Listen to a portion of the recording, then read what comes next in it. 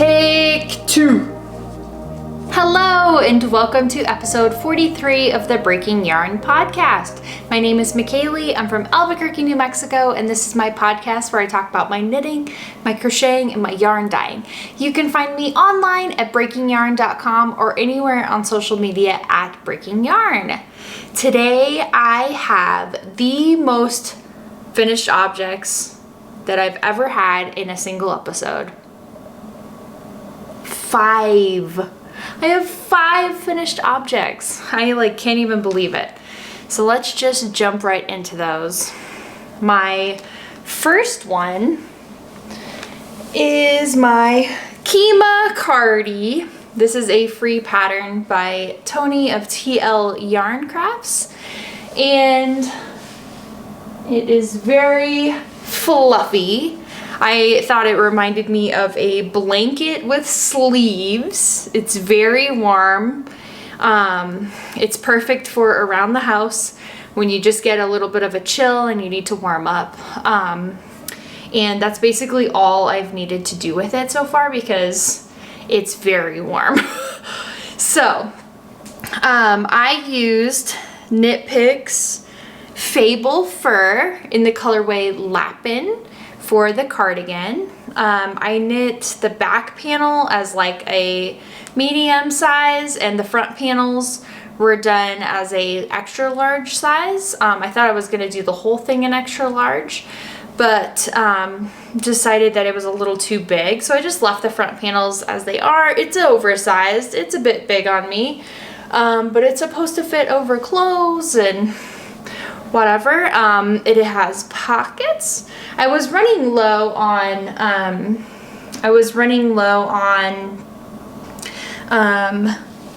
yarn, so I made my pockets probably a little smaller than the pattern had recommended, but I made sure that it fits a phone.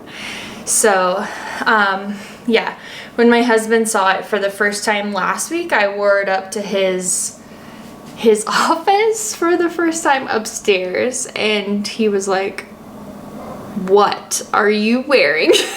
He said it looked like a bath mat. I feel like it's way nicer than a bath mat, but you gotta love husbands who keep it real, right? So this is finished object number 1. I am going to take it off though because it is rather hot. Yeah, but I'm excited to have that through this fall and winter to just kind of cuddle up. I work from home, and so sometimes it just gets a little chilly down here in my office, so it's nice to have a little thing to grab real quick to just put on. Okay, so finished object number 2 is this cute little sweater. This is the Bean and Olive. It's a pattern by Andrea Mowry, and this is the 3T4T size.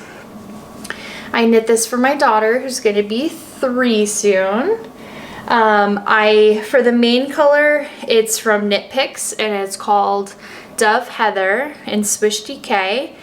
And then the contrasting colors are Crystal Meth, Pink Teddy Bear, Hazmat Suit, and Marie Schrader at the top. And then on the sleeve detail, I did Pink Teddy Bear again. Just because I liked it for the heart so much. It was so cute.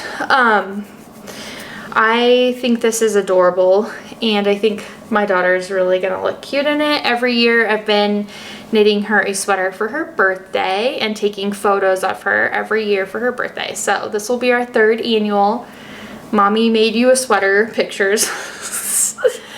But I think it turned out so cute. I love it. I will link the yarn, all the yarn and all the project information down below in the description box.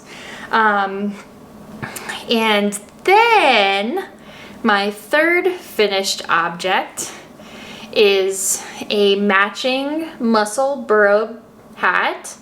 This is a pattern by Isolde Teague, and I knit this for my daughter. So I knit the child/adult small size, and I used the same Dove Heather. I had some leftover yarn, but check this out. I knit the other side to match the color work colors. So I think that looks so cute. Look at this together. Oh my gosh, I can't even handle how cute this is gonna be. That is so cute. So yeah, so I made this DK Musselburgh beanie. I had extra yarn from the color work. This is actually left over from my painting brick sweater, so I've really been getting a lot of projects out of this yarn. So let me tell you how I did the striping, because I think it looks pretty perfect actually, like even with how much is at the bottom too for the rolled over part. So what I did is I knit half of the hat in the gray, and then I counted how many rows it was until the increases. These are my increases, these are my decreases. So I counted from here up to here, and I can't remember exactly what it was, but then I divided it by 3 colors because I knew I wanted the 4th color to be the decreases. So I divided the number of stitches here by 3, and then I did, so it ended up being like 17, like a little over 17 rounds per color, right? So then I ended up doing 13 of the colors and 4 of the grays, and then 13 color, 4 gray, 13 color, 4 gray, and then I started decreases, excuse me, right after I did the gray again. But I just think it's so cute. I love how it turned out. I was going back and forth on how to do the stripes. I had gotten some feedback on Instagram that I should do stripes for her. But then I was like, well, how do I, like, you know, there's so many different ways that you can do it, and that's kind of one of the exciting things about knitting in general, is that you're in control, right? You get to design it, you get to see what it'll look like, you get to decide all of that. So that's my Musselburgh hat, and this is my second one that I've knit for the Breaking Yarn Fall Muscle Madness. This is the DK Musselburgh hat cal that I am hosting on Instagram. So there is still time to enter. I knit this actually in 1 whole week. So there's still plenty of time to enter if you want to make a DK Musselburgh hat. Then you can use the hashtag Breaking Yarn Fall Muscle Madness on Instagram, and that will enter you WIP photos, finished object photos, what have you. If you use any of the yarn from my shop, then you can have 2 entries per item. One other thing to note, actually I'll tell you on my next one. So my 4th finished object is my Musselburgh beanie. This is, again, it's by Solda Teague, and this was in my Swish DK Wayfarer 515 ribbon colorway. And this one is super cute. Now I have my hair up in a ponytail, so it looks a little funny. But I love it. I think it's so cute. So I learned a few things. When I originally wanted to do the knit along for the DK Musselburgh hat, Anna of Zebra Yarns had done one for her husband in Heisenberg, and I've showed that here on the podcast before. And she made it no problem, had yarn left over, etc. So I was like, great, it's like a 1 skein, it's still 1 skein for DK to get your Musselburgh beanie. However, it does depend on your gauge, and it depends on total stitch count too. So a few things. Before you begin your project, weigh your yarn, okay? And then keep track of how much it weighed. After you finish your increases, weigh your yarn again so that you know how much yarn did the increases take, because it'll be the same amount for decreases on the other side of the hat. So that's tip number 1. I did not do that with this. I was too excited for cast on day. I just cast it on and made my reel and off I went. And also in the pattern, it has instructions to, you knit to a certain point and you do increases to a certain point, and then you're supposed to knit 3 rounds and do another increase. And I totally missed that. I've knit the Musselburgh before, and I don't know if I've always missed that or if I just missed it on this one, but I missed it, and I didn't even notice it until I went back to see how long I was supposed to like knit for until it measures how many inches. And then I saw it and I was like, oopsies. So on mine, I was playing a little bit of a game of yarn chicken, and because I didn't properly weigh for my increases, I was kind of guesstimating on the decreases how much yarn it would take. And but also because I didn't knit the 3 rounds and then another increase, I omitted that from my decreases, so I didn't end up having those extra rounds anyways, which was good for me since I was playing yarn chicken. And actually it fits perfect. I did block this because I wanted to get a little bit more length out of it, only because I didn't knit it to the proper measurements either for adult medium, only because I was getting nervous that I was going to run out of yarn, and lo and behold, I did run out of yarn at the end. I used a little bit of breaking delphinium just to finish up the top of the hat, and now that's just the permanent inside of the hat. It's no longer a reversible hat for me, it's just the inside. Because, like, I don't know if you can see that. You can kind of see that. Yeah, it's okay. But those are my tips. And also, if you're knitting any size medium and larger, just know for your gauge, depending on how many stitches you have and what your gauge is, you may end up needing a little over 1 skein to finish it all in one color. So just as a little warning there, but the cowl runs until the end of the month, so if you are feeling ambitious, please join in. I'm about to cast on a 3rd one, and that one will be for my husband. And I was asking him earlier if he wanted all black, like the one I made him before, or if he wants it to be reversible and have another color on the inside, and he asked for white. So my plan is to do Jane Margolis and a Lily of the Valley. It's back here. I don't have it pulled out, but so that's my plan. I'm gonna do another one and make that one for him. Okay, so my 5th and final FO for this season, or for this season, for this episode, are my journey socks. I finished these. This is a pattern by Margaret of Heidi and Lana, and it's a paid for pattern on Ravelry.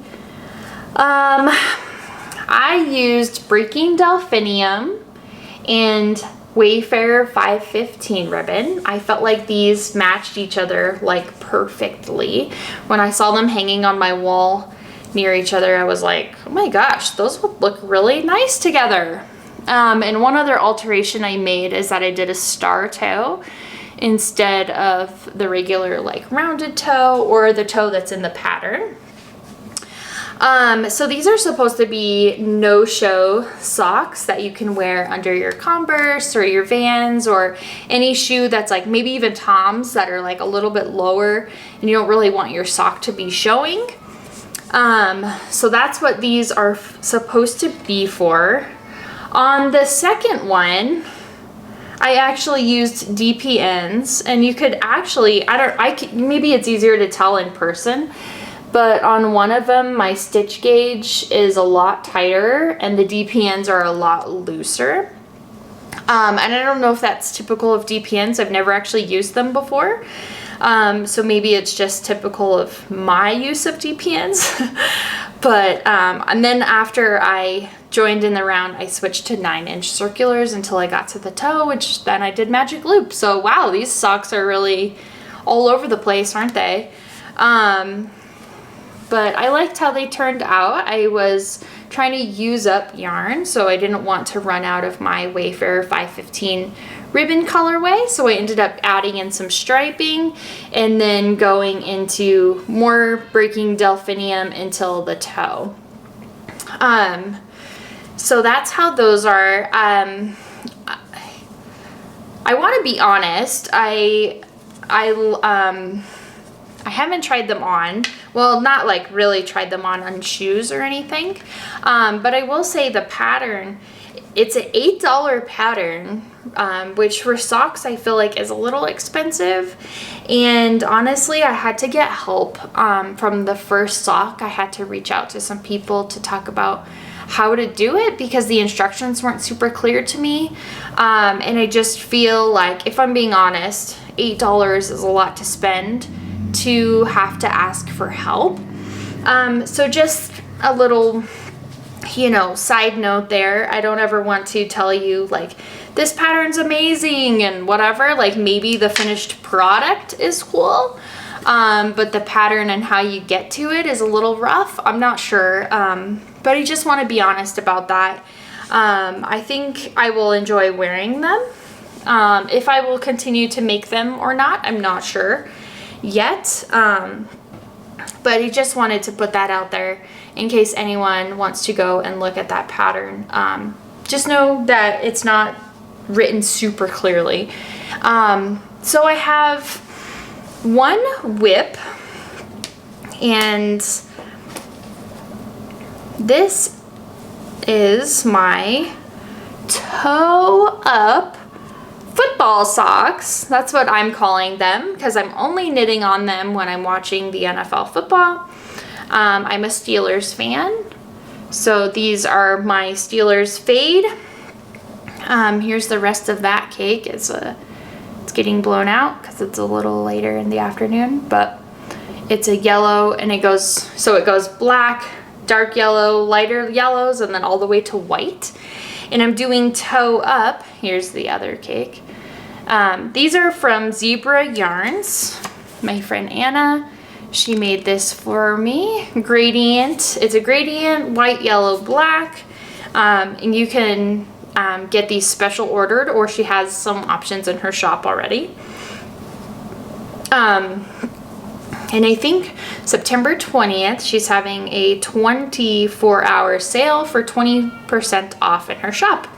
So if you want to check out her shop, you should do it now. But this is my progress. I'm doing toe up because I don't want to run. I want to make sure I use up all of the yarn on each sock. And normally if I knit cuff down, I'm going to be estimating when to start my heel and when to do my foot, and I may end up not using up all the yarn. So I tried doing toe up socks this time, and I used the tutorial from Knitty Natty, and I'm using a 40-inch magic loop ChiaoGoo needle and a 2.5 millimeter needle. So I'm slowly working on those. It's again only drain football, and I'm knitting those along with Anna and my friend Courtney. Okay, so I have two acquisitions. The first one is this Malabrigo Rasta in the Boreal colorway. It's this like really nice dark purpley, kind of some teals in there color. And I got this from Three Birds Yarn Studio. The owner of the yarn store online is also a pattern designer, and she was giving away one of her hat patterns that looked really cool in the month of September, or no, in the month of August. So if you bought a skein of yarn, then you could get the pattern for free, and this yarn is enough to knit the pattern. So I got that, and then I also got these 2 skeins of yarn from Wool and Vinyl. This is Rachel's shop. This one is Classic Rock Sock, and it's an 80-20, so an 80% superwash merino, 20% nylon. It's 400 yards, so it's a little plumpier, and it's called Noise Pollution Remastered. She makes all of her yarn after music. And this one, which has a lot more colors in it, variations, is called Dance Dance, which I believe is a Panic at the Disco song. Dance Dance, na na na na na na na. Yeah, it's my good singing right there. So those are my acquisitions. I actually also got my fall mystery box from Lauren of Granite State Yarns, but I'm going to do a separate unboxing video on my channel for that. So make sure you're subscribed if you want to see what it is for fall. And then I also got my very first, the super secret Society of Self-Striping Knitters yarn? I don't know. From Teresa of Pretty Twisted Yarns. I'm also going to be doing an unboxing of that because it's a mystery skein for September. So make sure you're subscribed to my channel and check it out when those come out. Thank you so much for joining me today for episode 43 of the Breaking Yarn podcast. I hope you have a wonderful day, and we'll see you next time. Bye!